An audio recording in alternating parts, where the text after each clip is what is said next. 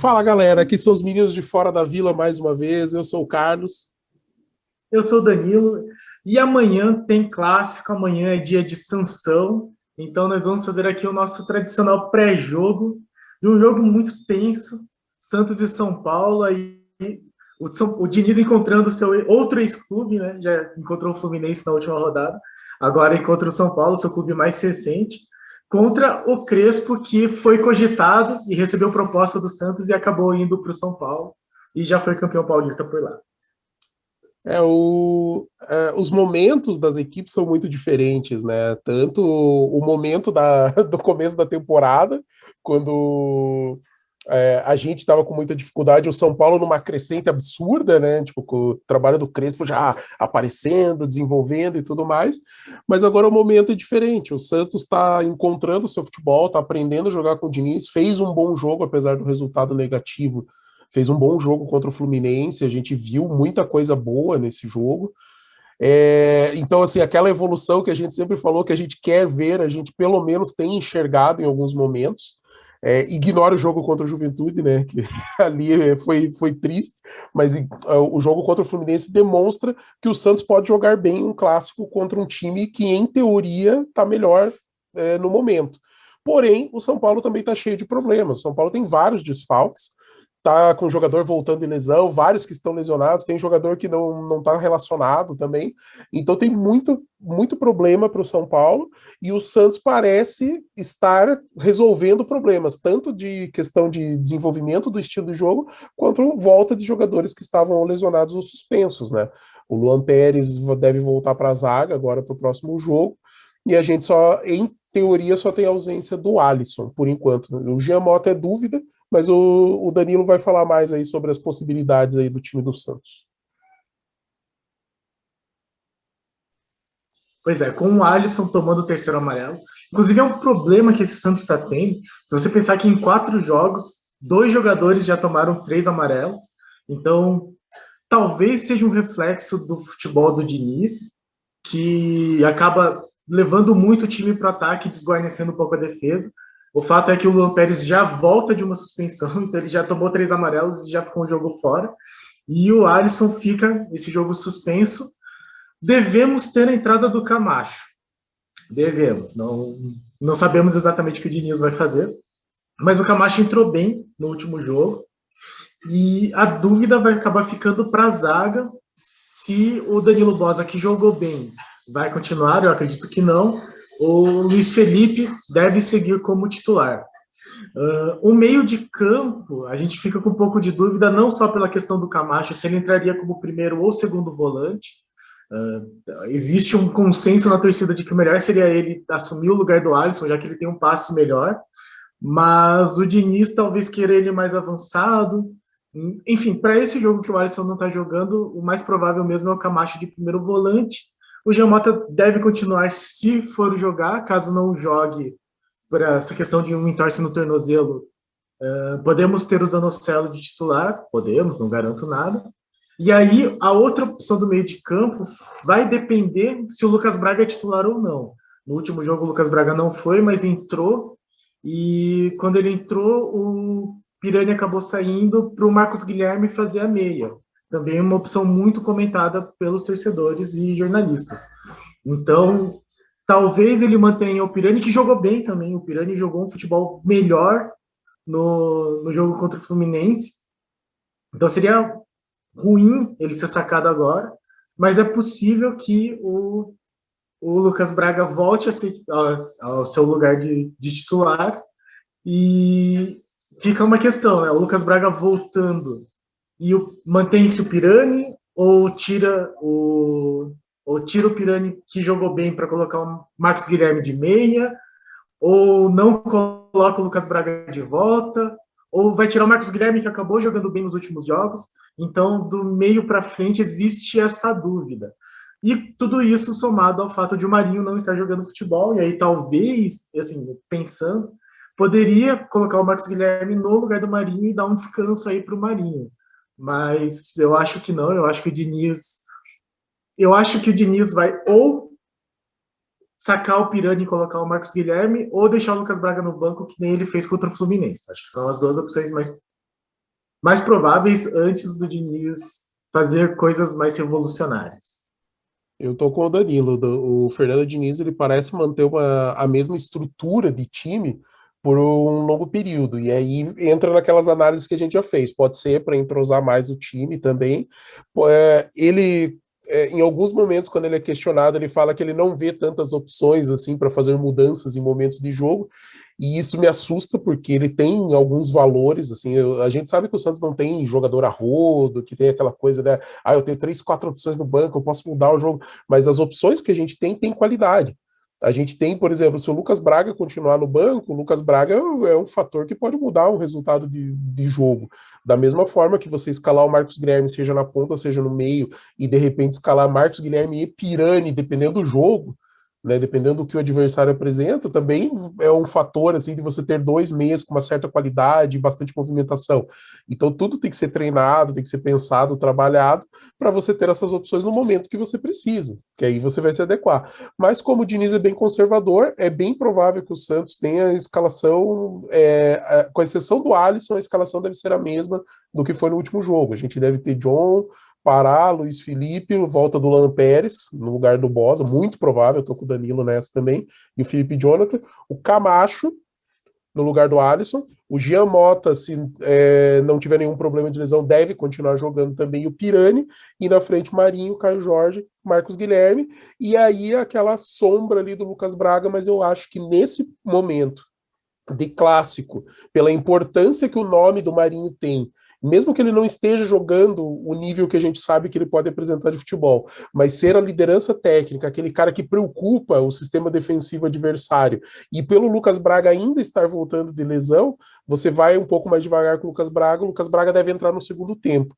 Aí vai muito também do que está acontecendo no campo, o resultado, que o Diniz está pensando, se ele vai estar correndo atrás do resultado ou se ele vai estar administrando o resultado. Então a gente tem que pensar nessas possibilidades, mas o time não deve ser muito diferente disso. Pois é. E aí vamos enfrentar um São Paulo que, se fosse no. Se você pegar o nosso guia do Brasileirão lá, você ia falar que. Você ia ver a nossa opinião na época, que era condizente com a realidade do contexto do período, que era que o São Paulo era absolutamente favorito. Vinha aí do título paulista, jogando futebol excelente, e meteu 9-1 no 4 de julho aí. Mas nesse momento, a fase do São Paulo não está tão diferente da nossa. São Paulo, que não tem nenhuma vitória no campeonato também, perdeu 2 jogos já para Atlético Mineiro e Atlético Goianiense. Conseguiu marcar um gol contra o Chapecoense só na quarta rodada, foi o primeiro gol que eles marcaram, mas sofreram um empate. Então empataram com o Chapecoense no último jogo, empataram o primeiro jogo com o Fluminense, não tem nenhuma vitória. E tem muitos desfalques, né? O Rodrigo Nestor não vai jogar porque tomou um vermelho um pouco controverso. Assim, muitos jornalistas comentaram que não foi justo. O comentarista de arbitragem da transmissão falou também que não daria. Eu acho que não foi falta para ser expulso, mas eu já vi jogador do Santos ser expulso por uma falta parecida. Então eu acho que é muito dessa coisa do VAR, da maneira como o VAR vem interferindo nas expulsões. Então, tanto que o juiz, no momento, deu só amarelo, porque de fato não foi intencional. É que a cena, o slow motion torna tudo muito feio, assim. Então, o jogador de São Paulo, Rodrigo Nestor, pegou na bola primeiro, mas depois pegou a cabeça do cara. Então, assim, é uma expulsão de VAR. É uma expulsão que já aconteceu. Lembra muito a expulsão do Lucas Veríssimo contra o Ceará na Copa do Brasil. É que o Rafael Sobis acabou sangrando, mas foi mais ou menos parecido. Assim. Não pegou na bola antes, mas é mais ou menos parecido. Então, o Rodrigo Nestor não joga. E o São Paulo também tem uma lista de dúvidas barra contundidos que estão aí esperando para voltar. Então, talvez voltem o Luan e o Benítez. Benítez é aquele que jogou no Vasco, que fez um bom campeonato paulista, então eles talvez voltem, mas a princípio são dúvida, para dizer o mínimo. E aí tem Daniel Alves, Hernanes, William, Miranda e Arboleda. Miranda, todos eles contundidos e não voltam, e o Arboleda está na seleção equatoriana jogando a Copa América. E o Daniel Alves, lembrando que foi convocado para as Olimpíadas, então se ele forçar a barra e resolver ir, vai desfocar o São Paulo, mesmo que ele volte de contusão, vai desfocar o São Paulo mais um tempo. E aí, então, olhando este momento de agora do São Paulo, com tantos desfalques, e vindo de jogos difíceis, assim, para dizer o mínimo, né? Não vou falar muito do futebol deles, porque eu não acabei não assistindo os jogos. Mas os resultados indicam que é um São Paulo que está instável, para dizer o mínimo. Então é aquela coisa: se o Santos jogar um futebol que jogou contra o Fluminense e melhorar na finalização, é possível sonhar aí com uma vitória no clássico, coisa que não aconteceu nessa temporada. E é isso, galera. Vamos torcer para que o Santos consiga jogar bem esse jogo. A gente aproveitar o momento que parece ser de crescente do Santos e aproveitar o momento de estabilidade do rival. E vamos para cima, cara. Temos que fazer o resultado. Se o Santos jogar com a mesma vontade, determinação, a mesma mobilidade, o estilo de jogo que jogou contra o Fluminense, aí é só colocar a bola para dentro, que foi o grande problema desse jogo contra o Fluminense. Se a gente conseguir realmente manter o nível, conseguir entregar e fazer os gols que estão aparecendo, a chance da gente sair com um bom resultado começa a ficar grande. Eu não vou cravar aqui, é favorito. Primeiro porque é clássico, né? Clássico, pô, tem time que tá um lixo, tá jogado às traças, e daí no clássico ele se reergue, né? Normalmente é o dia que o cara decide fazer o jogo da vida, ganha do adversário, e daí aquilo dá aquela energia para uma retomada. A gente tem muitas histórias no futebol sobre isso.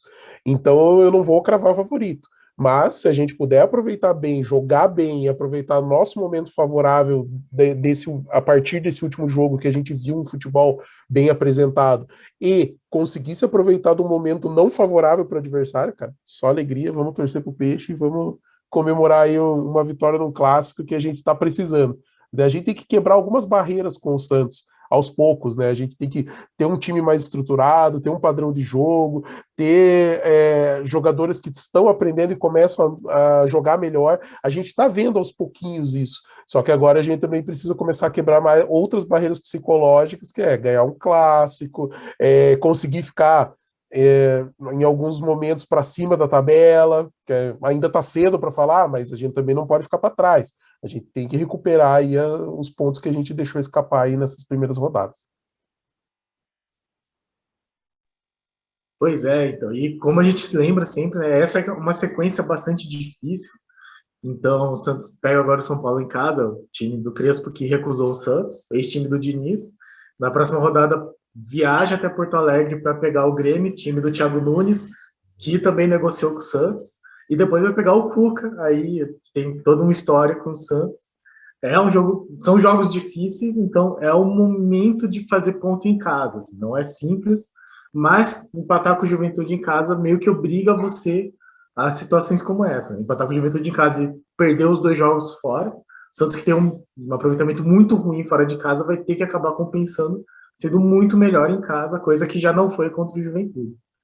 Então é isso, é torcer para o Marinho conseguir melhorar um pouco. A gente já não sabe mais nessa altura se é físico, se é psicológico, o que é que afeta ele, que o futebol dele está tão abaixo do que já foi.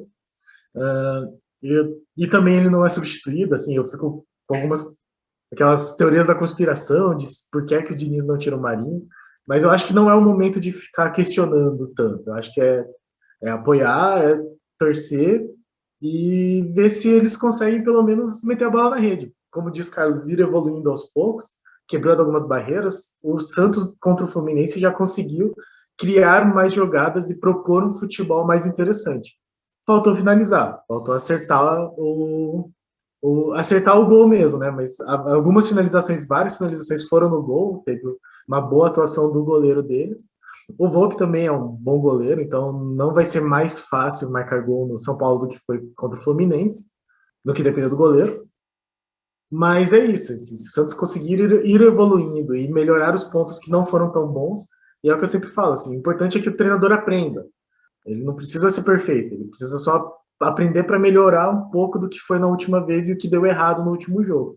Se ele conseguir melhorar essa questão de finalização, por exemplo, dá para esperar pelo menos um jogo, né? O Santos chegando lá, não com esse espírito que estava entrando com reserva no Paulista, assim, que entrava nos clássicos meio que sabendo que ia perder.